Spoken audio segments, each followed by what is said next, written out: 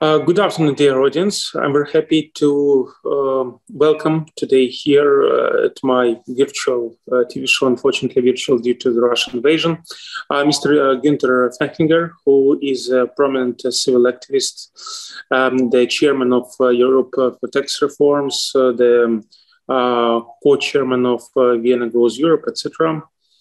And Maria Vola, who is a prominent political leader who stands against the Russian invasion into Ukraine and who had to leave Russia due to political pressure, which was executed over her due to her political position. So thank you very much, dear colleagues, for joining us. So I hope that our conversation will be very fruitful. Thank you. So, Mr. Fechlinger, let's start with you. You participated in a very interesting conference in the European Parliament where people discussed the ways how Russia can be dismantled, and you even commented to some media outlets this conference, and you promised that by the time Russia will be dismantled, you will learn 34 new names of newly emerged states which will rise on the eve of dismantled Russia. Is it true?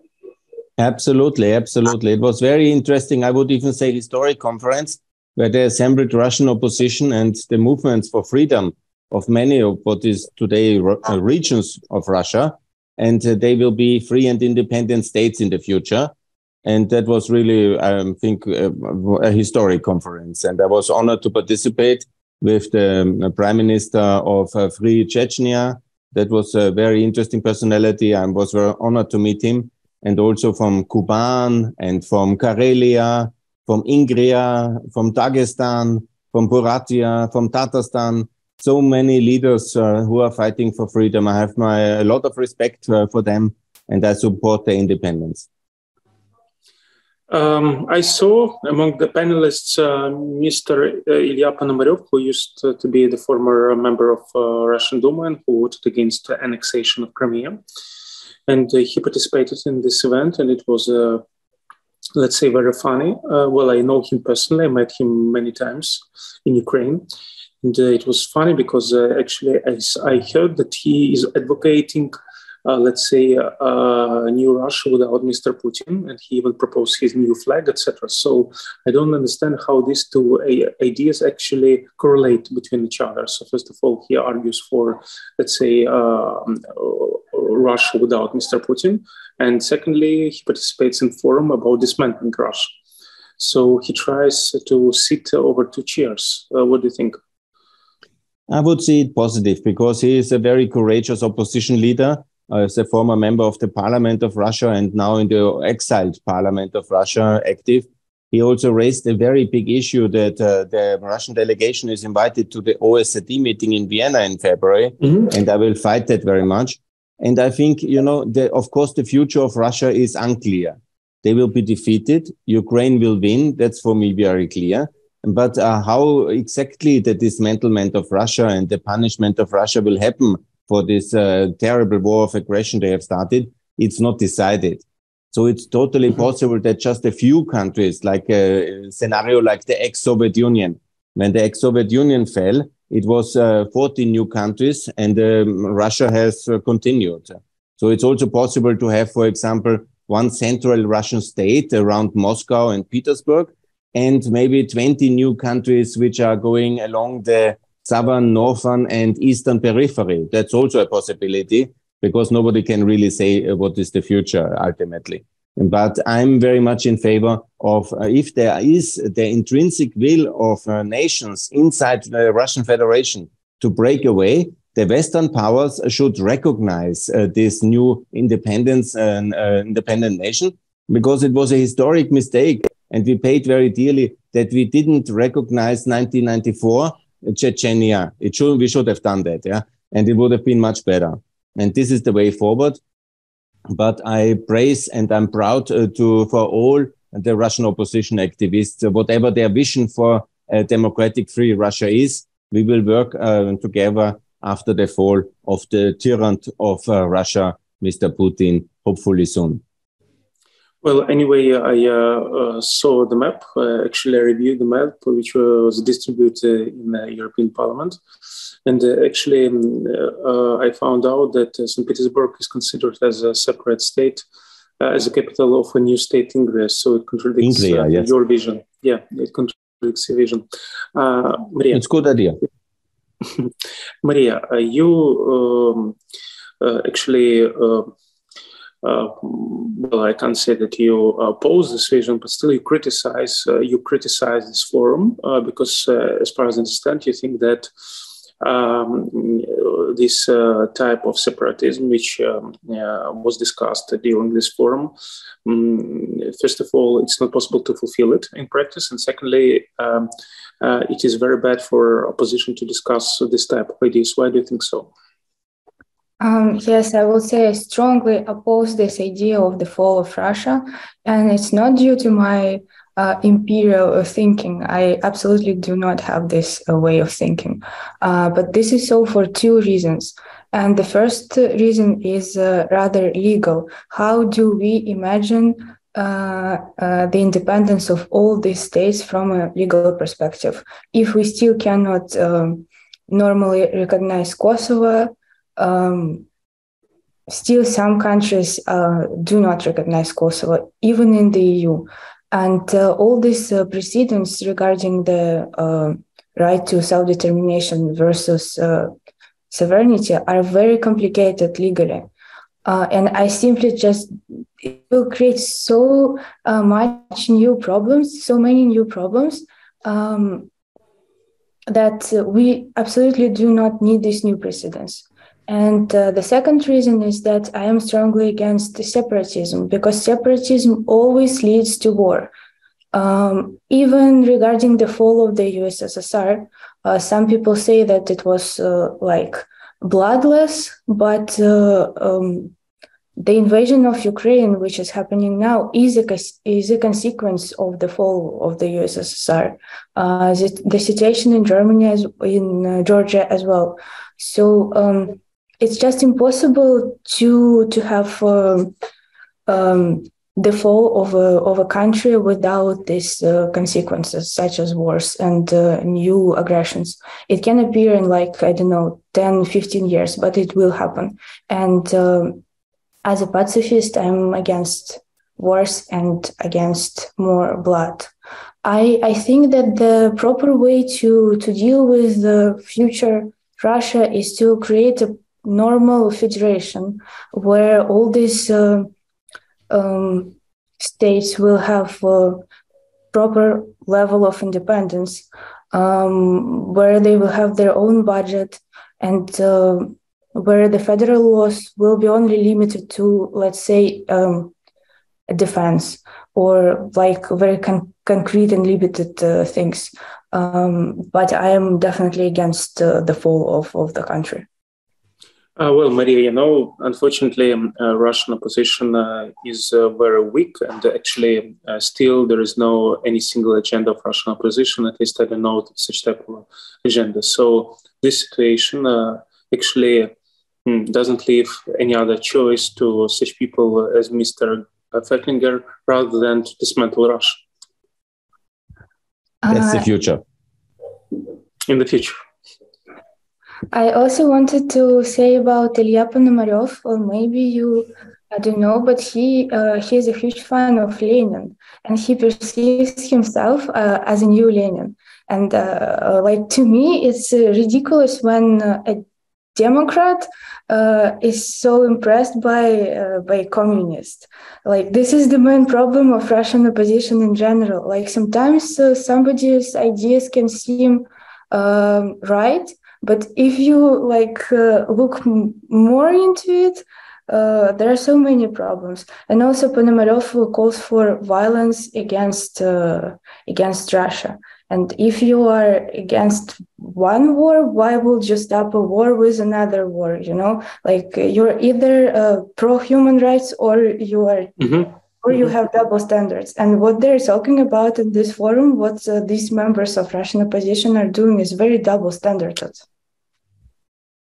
Mr. Fettlinger, I know many representatives of Russian opposition, and they find it's quite funny when they try to present that they are legitimate opposition. So they create the great so-called the Supreme Council of former members of different levels of parliaments. Actually, this was an idea proposed by Mr. Ponomarev.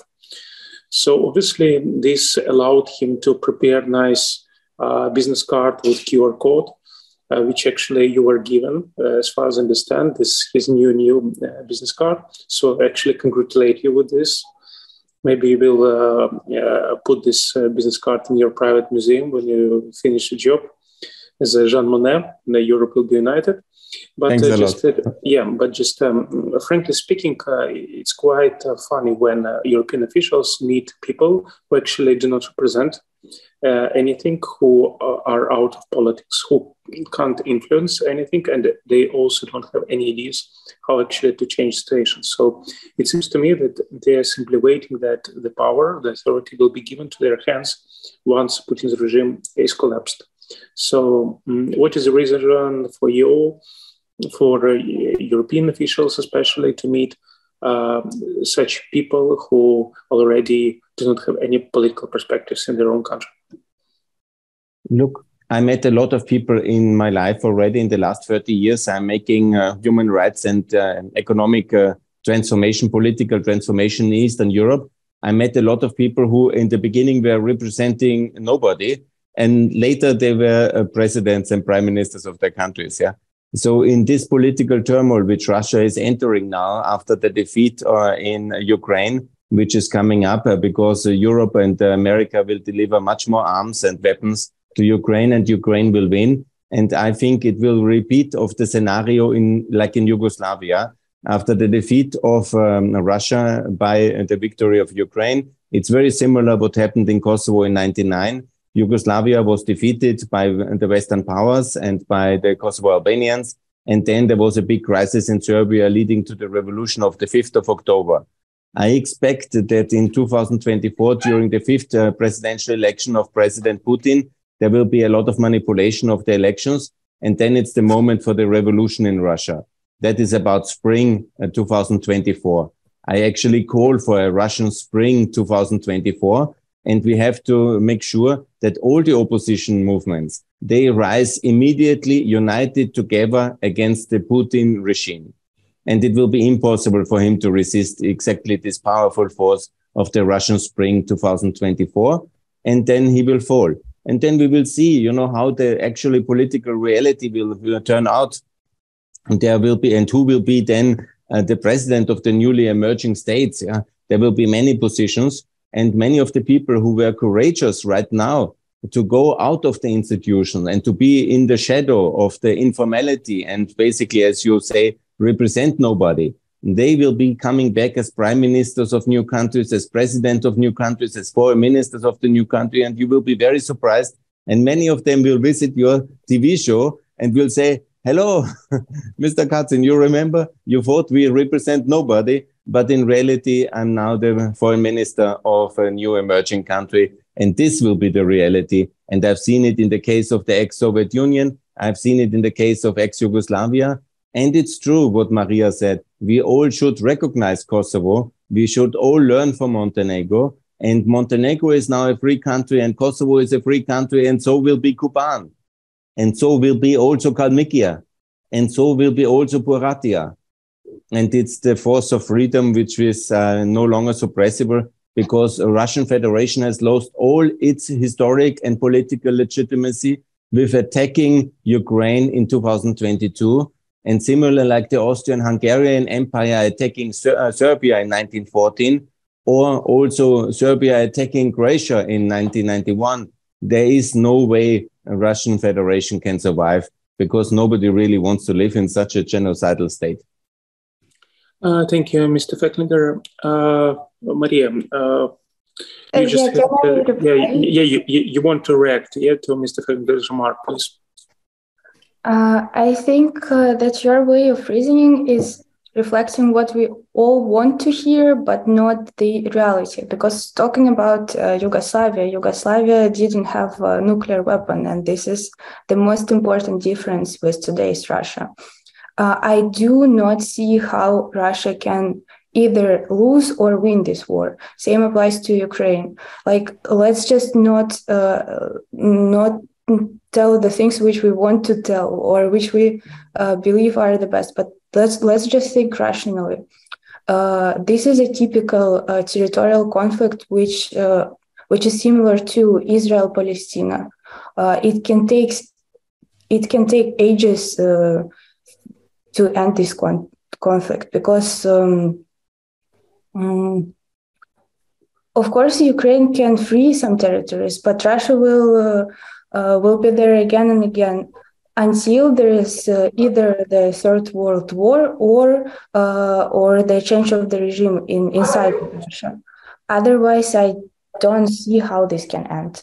And talking about the change of the regime inside of Russia, our economy is very sustainable, even though we have like unprecedented sanctions.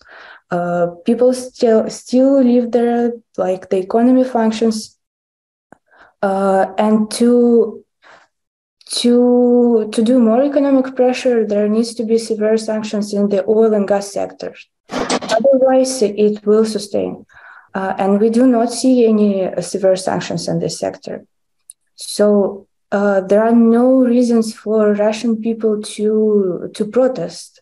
The ones who do, they're either kicked out of the country, as I am, or are imprisoned inside of the country. And talking about Russian population in general, they don't care. They only care about their own business, about their own families. They're not politicized. So I think this whole conflict, this whole situation is way, way more complicated than the European Union perceives it. Well, personally, I think that obviously at the end of the day, there has to be a diplomatic solution, but diplomatic solution has to be precluded by Russian defeat, because if Russia won't be defeated, then there are always such type of conflicts will emerge in the future. So this is a crucial point. So Ukraine either will defeat Russia or will always suffer from a Russian invasion times to time, depending which type of leader is in Russia. But Mr. Fettlinger, in European Union, during the last year, we see an evolution of views over Putin's regime, and we see that many European officials started publicly to criticize Mr. Putin's regime and also started to cancel this regime, publicly cancel this regime. But I think personally that European leaders, they bear responsibility for the way how this regime actually evolved, because during the 90s, when Soviet Union collapsed and Russia was extremely weak, Western countries could propose a type of neighborhood policy which would, which would tighten Russia to different European structures, like it was the case with Germany after the Second World War. Do you think so? So why this case of Western responsibility for Russian dictatorship is not on the agenda? Look, that's now many, many open questions. I will answer them one by one. Mm-hmm. First of all, Russia will be dismantled. Secondly, the difference with Russia and Yugoslavia only to put it on the nuclear weapons is not true, because obviously there's nuclear weapons in Russia. I know that as well. But nuclear weapons depend always on the question of a nuclear deterrence. So we have much better nuclear weapons. Our nuclear weapons work very well. And it's absolutely not that Russia can simply use its nuclear weapons, because we as the West, as NATO, as the nuclear armed NATO, will never attack Russia. We will never provoke Russia into a nuclear war. So the nuclear thing is just a kind of threat, but it will never materialize. Yeah. So because the dissolution of Russia will come from within, and Russia will not use nuclear weapons against its separatist regions. Otherwise, even much more, it has lost all legitimacy to govern because when you start to kill or nuclearize your own population, you are definitely a terrorist regime, which the world will no longer work together, and Russia will be dismantled. It is absolutely important. Crazy. Yes. It is not legitimate, and it went insane. These are the things we need to understand. I understand it very well. I really understand very well the nuclear threats, but it's always used by Putin to threaten everybody. It's not gonna happen. The nuclear option is absolutely only a defensive option for the Russian Federation and for the West in case of a common big nuclear war. The idea that there will be nuclear war for Ukraine is absolutely wrong, and a misconception of what nuclear weapons can do and what they are meant to do. And there's a big reasons why they have never been used in the past, and they will never be used again. Okay. Second point is, because you were talking about the sanctions don't work, I have to refute this argument. Just today, actually, our very big sanction package against the Russian gas and oil industry has started to come into force. Let's see how that will work. And also, Germany has now phased out all Russian gas and oil imports from the last year already. So if Germany can do that, the whole of the European Union can do that. We will also de-Russianize the energy sector of the whole of Eastern Europe. You will see that. We will be completely energy independent and import independent from Russia by the end of 2023. I guarantee you.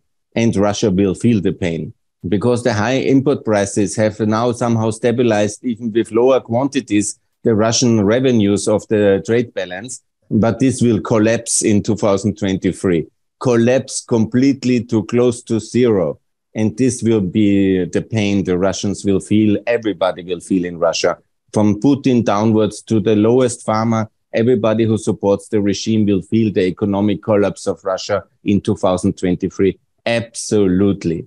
When it comes to the collective responsibility of Russia, Mr. Kacin, that was your question. It will come.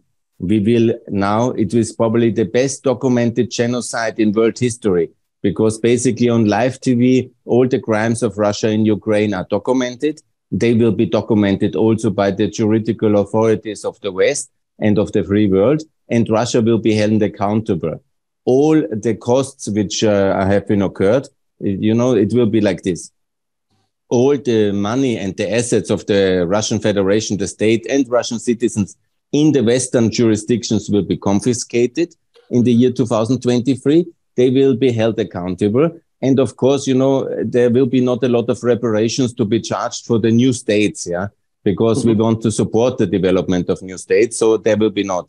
But the individuals who have committed crimes, there will be a special tribunal, and each single soldier, each single army commander, each single person who has in the military chain of command or then the political chain of command, which has committed or has ordered crimes, will be held accountable forever. This is very similar like in ex-Yugoslavia. Everybody who has committed crimes will be held accountable. We will know his name or her name, and we will hold him accountable. And Russia is forever a terrorist state, which will be absolutely also held accountable by dismemberment of Russia. That's the ultimate punishment for a state. It will be derecognized and it will be dismembered. And the new states emerging will be recognized. Maria, I have the following question to you. I will obviously ask Mr. Fechtinger some other questions regarding his speech, but now I would like to address a question to you. So you just compared, let's say, or not compared, you simply stated that the collapse of the Soviet Union eventually actually led to now this big scale war between Russia and Ukraine. So this was your statement at the beginning of the interviews. So that collapse of the Soviet Union led to this war. Yes, am I right? So let's. This is a very good point. Let's look precisely on the collapse of the Soviet Union. When we go through different republics and the way how different republics develop after the collapse of the Soviet Union, we will see that obviously half of republics like Estonia, Litva, Latvia, Georgia, Ukraine, Moldova, they became democratic states. So these republics of Soviet Union could not lead together within the Soviet Union, because it was not possible to introduce a democracy in such a complicated structure like Soviet Union. So actually, the fact that these states, like Baltic states, Ukraine, Georgia, and Moldova, are now free democratic states is due to the fact that Soviet Union collapsed. So let's look to the Russian example. I actually doubt that it's possible to introduce democracy in Russia when there are so many traditions, historical traditions inside Russia. We have, let's say, a Chechnya tradition inside Russia. We have Caucasus tradition inside Russia. We have Novgorod tradition inside Russia, St. Petersburg tradition inside Russia. So different type of traditions. So maybe even for Russia, it will be, let's say, better solution to lose some part of its territories, and this will allow, let's say, Russia to emerge as a truly democratic state. Let's take an example of Austria. When Austria got rid of some other states in 1917, for Austria it was a very important thing, because Austria declared itself as a nation state. So basically it allowed Austria to become, in several decades, a true democratic state. When Austria got rid of other lands which Austria collected since Napoleonic Wars. So Mr. Fechniger, I can approve this. I don't think that he is going to deny this. So maybe this is a solution for Russia to get rid of territories which do not allow half of Russian territories to create a true democratic federation. Mm-hmm. That's a very good question. Let's start with Chechnya. First of all, if I would live during the war, I will definitely be pro-independence. But on the other hand, it is still possible to integrate even these regions as Chechnya and Dagestan into democratic and European society. Even though they're Muslim states, we have a great example of Turkey being in NATO. Turkey is an Islamic state, but on the other hand, they still have some European values. They still have proper international relationships within the EU, and they're even NATO members. So the religion is not such a great deal when it comes into democratic values. Regarding the USSR, I am convinced that all these problems that we have now are the consequences of its fall. On the other hand, I'm also pro-independence of post-Soviet states.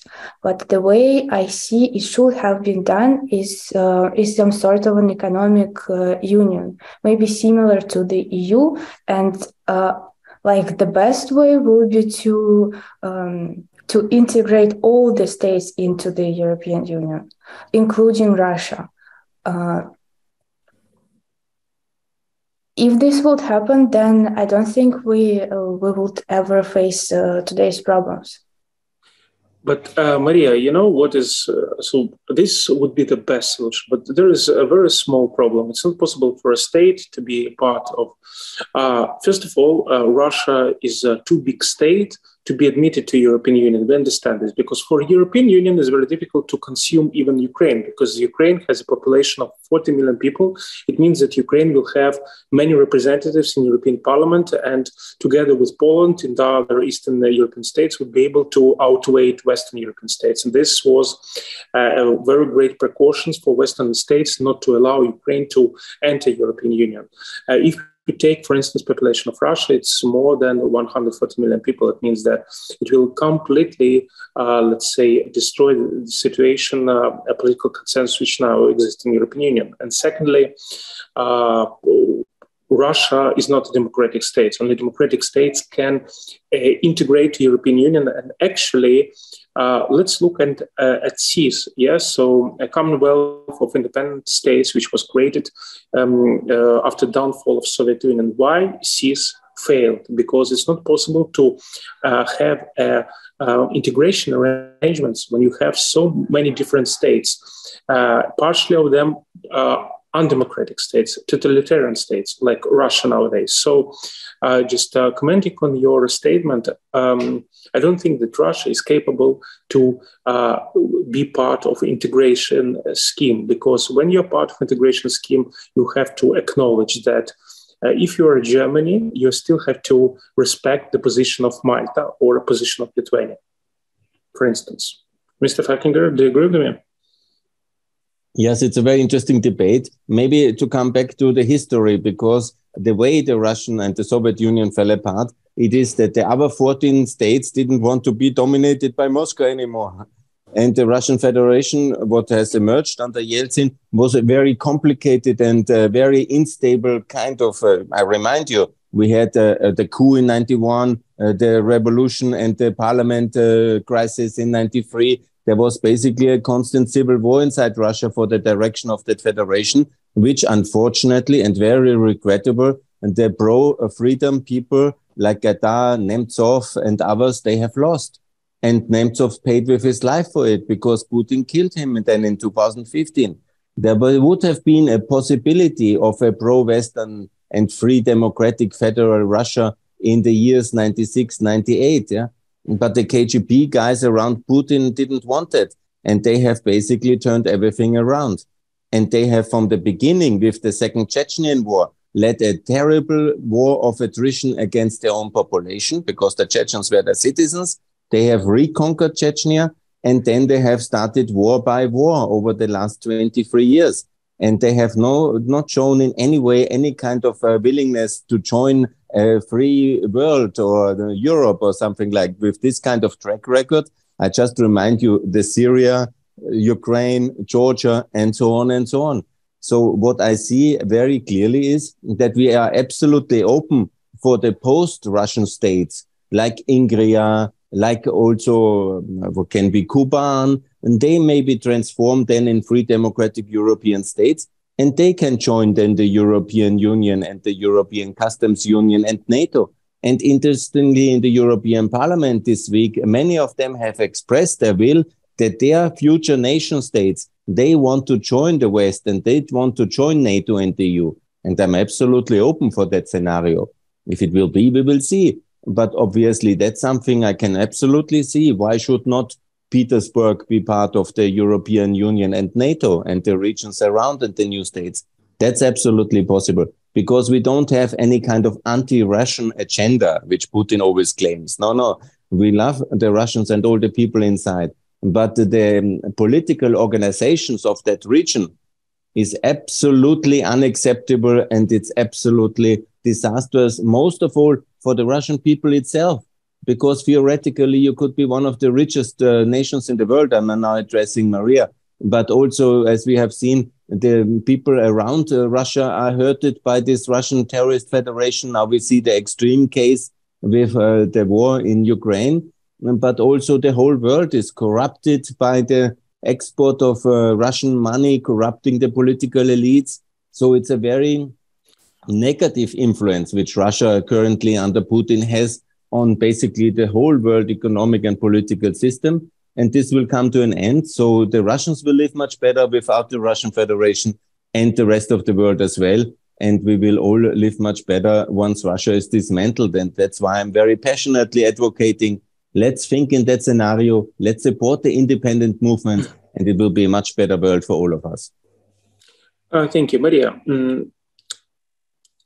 After the 24th of February, 2022, you want to comment on Mr. Falkinger's statement, please? And also your previous question. This is true that the EU is not able to accommodate such a huge country. But what I want to emphasize is that it is the only way to stop territorial conflicts and dictatorship on post-Soviet Union territories. The only way. Okay, I'm very glad to hear that you're ready to accept Ingrid into the European Union, and the wars around Ingrid will stop. Okay, thanks God. But what are we going to do with Chechnya and other states? Like, just let them be, let them deal with their own business, let them have their own conflicts between each other.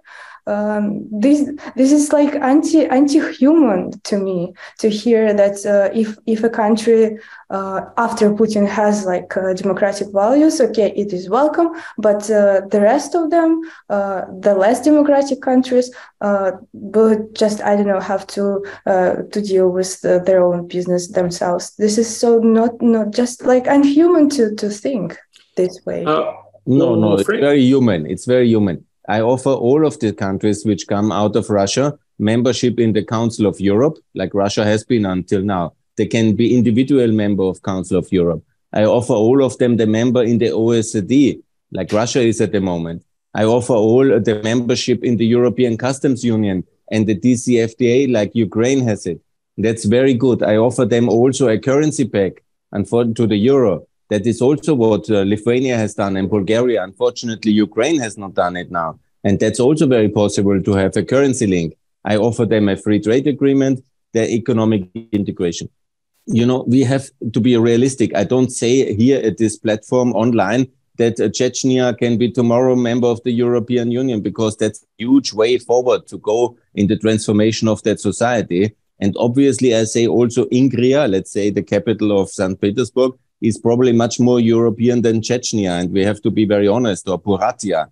I don't see Buryatia member of the European Union and of NATO. But Buryatia can be a country like Kazakhstan. Why not? It's absolutely possible. Altai can be a country like Kazakhstan. Siberia can be a country like Kazakhstan. But Chechnya, okay, we have to see. I had a very good impression of the Prime Minister and the democratic opposition of Chechnya when I met them. These are really very interesting and good gentlemen and people with a lot of passion and the understanding what the European democracy is.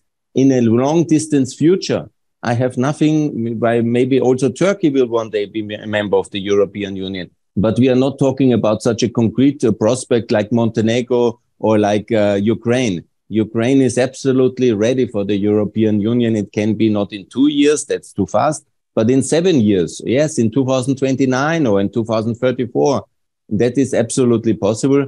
For Chechnya, obviously, it has to be first independent. There must be a lot of reforms inside. And then in some decades in the future, why not?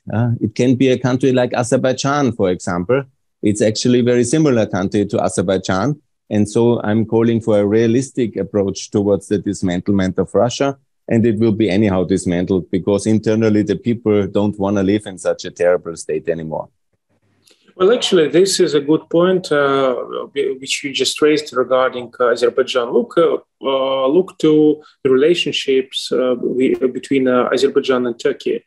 They're extremely close, but there are no Turkish politicians who really think about occupying Azerbaijan because they speak the same language, because they have pretty much the similar culture, etc. Because Turkey understands that Turkey is part of NATO, and let's say Turkey can't deal with this situation. It's not really possible to occupy Azerbaijan from Turkish perspective, even though they are very close. Regarding the situation, regarding the situation inside Russia, current situation, this question will be my question addressed to Maria. What I actually see now is the fact that many Russians now flee out from Russia, as Ukrainians did. And for Ukraine, now it's a huge problem because millions of Ukrainians, they left Ukraine and now they settled in the European Union. And we understand that many of them will actually settle in the European Union. They won't come back to Ukraine. This is true. And European Union countries, they will be happy to host Ukrainians because Ukrainians contribute to the budget, contribute to economy. I read statements from Polish tax authorities, and Ukrainians contributed several billion euros last year for Polish economy. It's only for Polish economy because Ukrainians, they are hardworking people. So bearing in mind that, let's say, Ukraine eventually be a part of the European Union, it's not a big issue that many Ukrainians now are going to reside in the European Union. But the different situation is for Russians, because now, let's say, many people who were opposed to Putin's regime, they flew out from Russia. And they now are going to quickly absorb in European society. And I don't think that they are ready to spend their lifetime fighting Mr. Putin's regime, etc. Political activists, former political leaders, etc., who now very active at the conference, we understand why they're doing this, because it brings them political capitalization, money capitalization, etc. But it doesn't mean that they are legitimate in the sense that they have huge groups of people which they represent. So my question to you, Maria, will be the following. So what opposition is going to do with Russians who flew out from Russia and they don't want to let's say, get rid of Putin's regime? They want to absorb in European society. They want to live normal life and forget about everything. So leave their past behind. What to do with Russians? How to raise them against Putin's regime?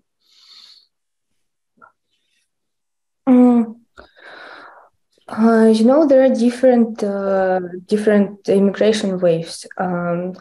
Most of Russian people who just don't want to think about politics and want to just live their lives in the EU, they immigrated long time before the war.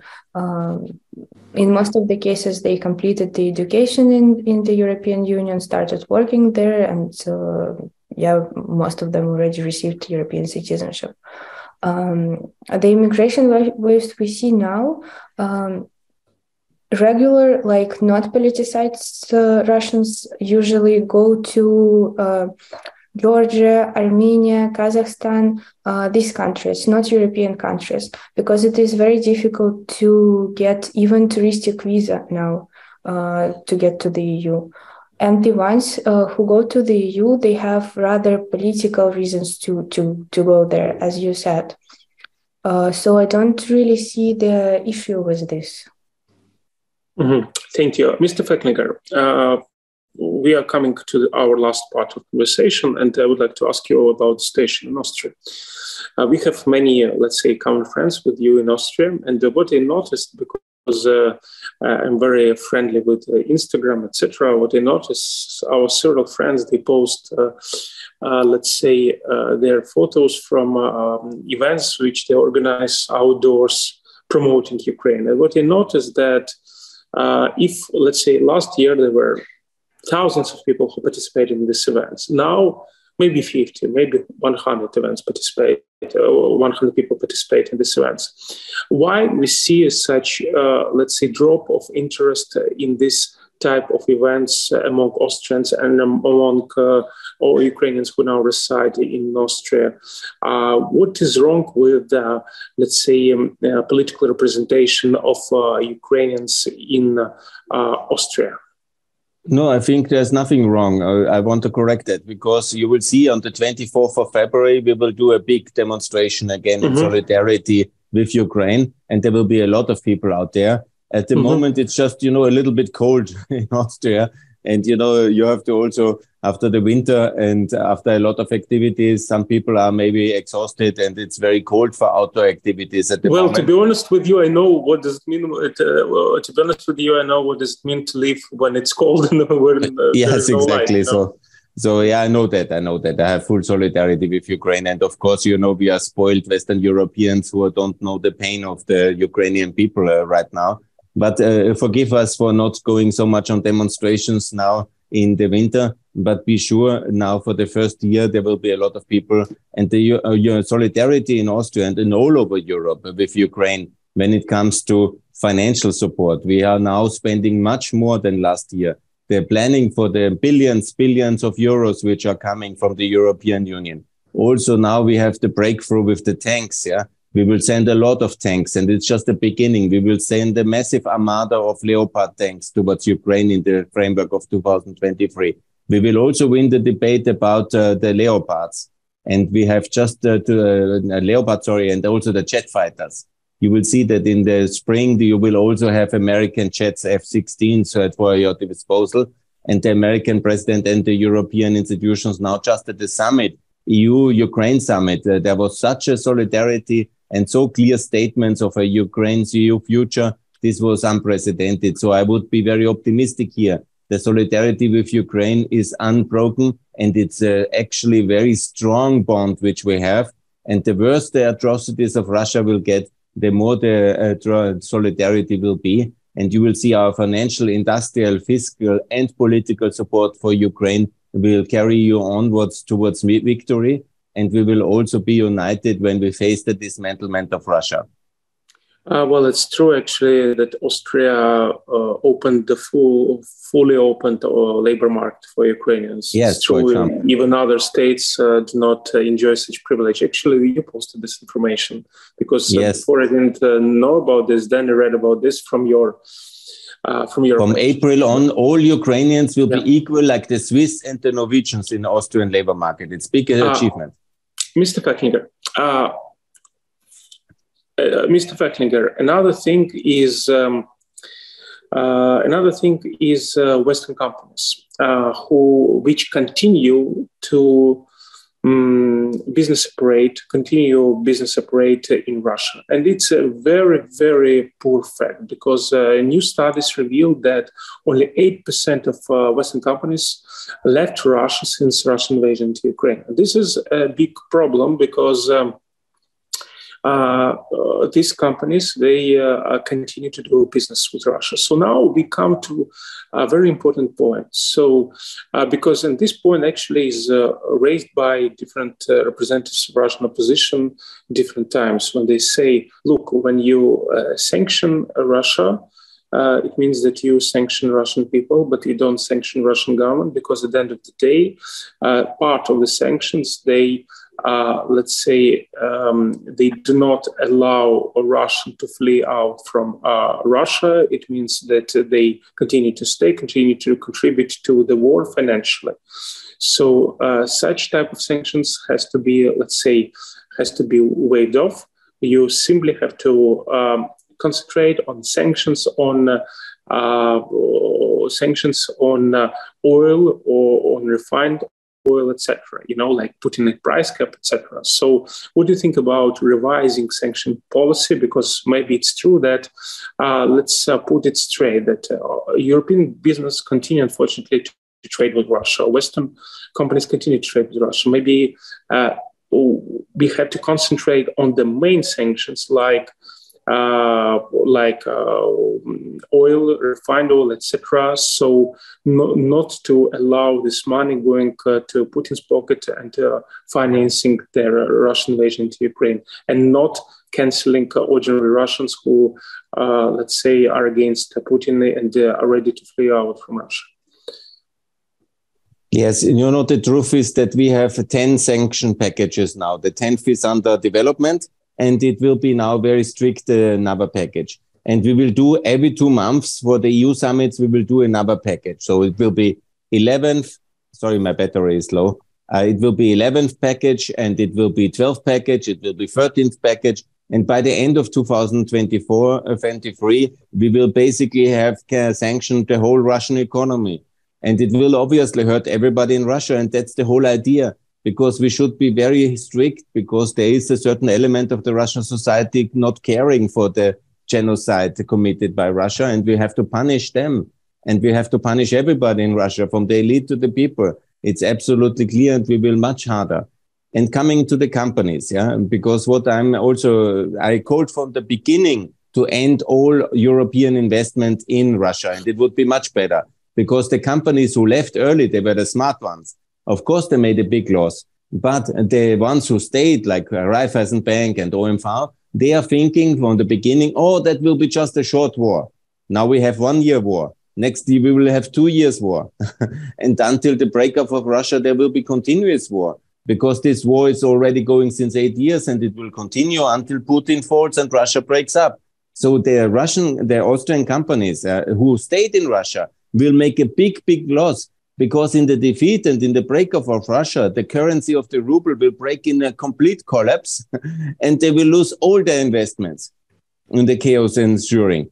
And so it is a big mistake to stay in Russia. It's a tragic mistake. The shareholders will sue the owners of these companies in the oil and finance and insurance and retail business who stayed in Russia, because they have basically risked the whole capital. They could have at least sold the companies in the first war year when it was still possible under some deals. Yeah. But this is a complete disaster to stay in Russia, because the future of Russia is very bleak, and it will be a disaster economically as it's political and military disaster. And this will be very painful for the shareholders of these companies. And I appeal to all Austrian companies, to all European, American, whoever is invested in Russia, cut your losses, accept that you lose, and go out of Russia as fast as you can, because the future will be even dramatically worse, and you will lose all your investment, and you will face liabilities by your shareholders. Thank you. And the last question to Maria. Maria, you now reside in Lithuania, and Lithuania is really not heart of fintech in European Union, but also a place where many opposition leaders, Russian opposition leaders, actually reside. So, how can you assess a situation with opposition in Lithuania? And do you foresee any possibility for opposition to come to single agenda? To come to a single agenda? It's such a difficult question, because many people say that Russian opposition cannot offer anything like in common. And I think the main reason to it is Navalny's team, because Navalny's team is very distant from all the other opposition. They are very sensitive about their own power and popularity.